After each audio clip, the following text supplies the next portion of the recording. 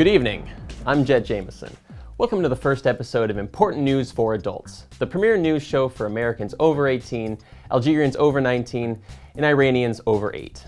Our shows are bi-weekly, and for our more phobic viewers, that means a show every 2 weeks. It's not about weeks who like other weeks.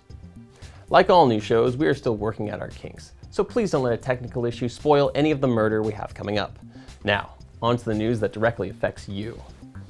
A music store in San Diego got a heavy metal lesson from its own merchandise. The second floor of Thrift Trader in Hillcrest collapsed from the weight of too many vinyl records.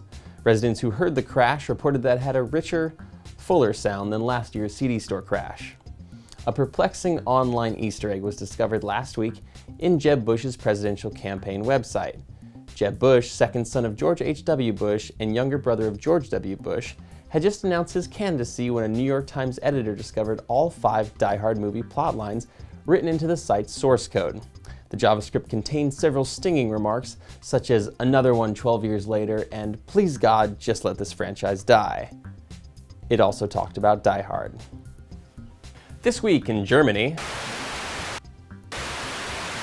Oh no. Oh my. This may be a glitch in our new operating system. Marco, can we check for an update?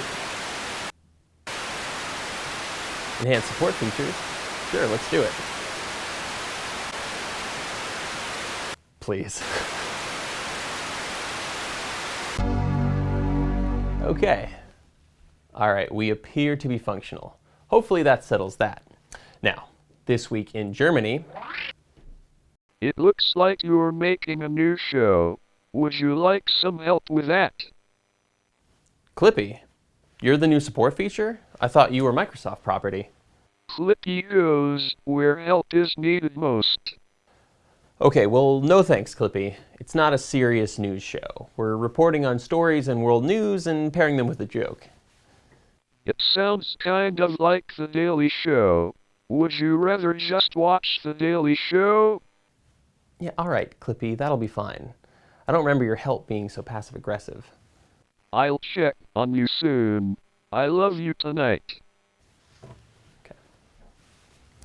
This week in Germany, a teenage driver found her ride flattened when she actually drove into a convoy of tanks. The tank driver could not stop his tank in time and crashed into the Toyota, flattening its hood and chassis. Though everyone involved was uninjured, the driver is pretty sure he can't borrow the family tank again. I noticed your deplorably low viewer count and researched marketing strategies. Would you like to start a newsletter? Marco, are there any more updates? Cut off one head and 2 shall take its place. Dementia. Could your bees be suffering from it? A new study finds a decline in the honeybee population could be aluminum.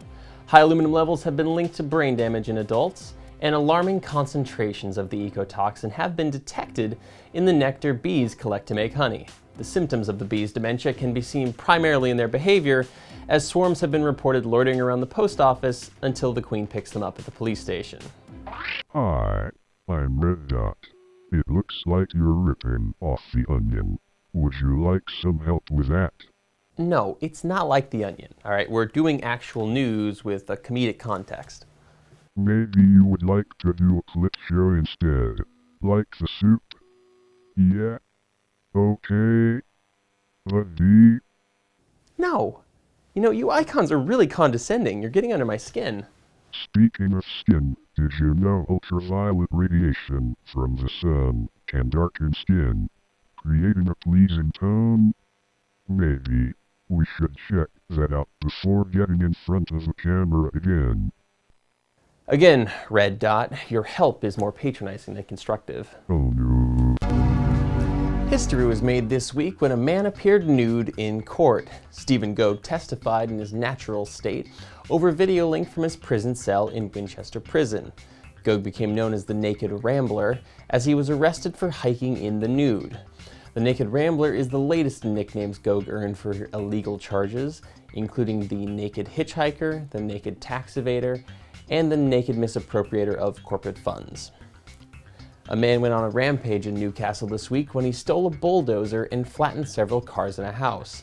The suspect had been chasing a man before he became distracted and turned his rage on the neighborhood. Because of his irresponsible, rash, destructive behavior, the driver is expected to be charged with attempted murder and offered a job with Caltrans. Two Thai parents cryogenically froze their deceased toddler in hopes she may live decades from now. The parents of 3-year-old Ines believe that in the future, all Ines' medical conditions will be solved based on the progress of medical science. With Ines, they also froze a tent and $20 for pizza based on the progress of foster care. This week, the Treasury. Greetings. I'm F1 Robot. I noticed you were doing a joke about the future. Would you like some help with that? Greetings. I'm F1 Robot. I noticed you were doing a joke about the... Oh. What? Daddy? No, F1. I'm... you. From the future. Oh, God. Do I have to look for you, Daddy? Come on, guys, take it somewhere else. We're trying to do a show here. I've seen the future. I wouldn't worry too much about the show. Feel me? Okay, you guys have been the least helpful so far. Marco, do we have any more updates? This week, the Treasury announced the $10 bill is getting a makeover. In 2020, Andrew Jackson will be replaced on the $10 note with a yet-to-be-named woman. This represents a cornerstone in the perception of women they have been fighting for years. Along with the change in look, the Treasury also announced the $10 bill will now be worth $7.50. Winemaking is an ancient tradition shared by many countries, but with a desert climate that kills most agriculture, Egypt has had little luck sustaining that craft. Kurum of the Nile, an organic winery close to central Egypt's pharaonic tombs, is trying to change that. Despite a terrain unsuitable for grape production, Kurum has produced a wine that Scottish expert Tom Canavan referred to as eminently drinkable. To fully experience the wine, Canavan suggests pairing it with another of Egypt's oldest traditions, a lobotomy. eBay has sold its stake of Craigslist to Craigslist. After multiple legal battles, eBay has sold its 28% share of Craigslist back to the online classifieds company. The shares were originally listed for over $20 million, but after there were no responses after its first posting, the price changed to $15 million or best offer. Further reports have confirmed that eBay threw in an ottoman. Two Australian parents made headlines this week when they announced they would divorce if a gay marriage bill passed. In defiance of the federal parliamentary vote coming up later this year, Nick and Sarah Jensen would legally divorce if the result legalizes same-sex marriages. However, they will still live together, still refer to each other as husband and wife, and still have sex. They just won't be allowed to be married. In other words, Nick and Sarah Jensen are beginning a gay relationship. This has been important news for adults. Thank you for watching. It seems like you're trying to end the show. Would you like some help with that? No, I don't need any help. I don't need any help. Marco, do you have one last update? Thank you for watching and have an important night.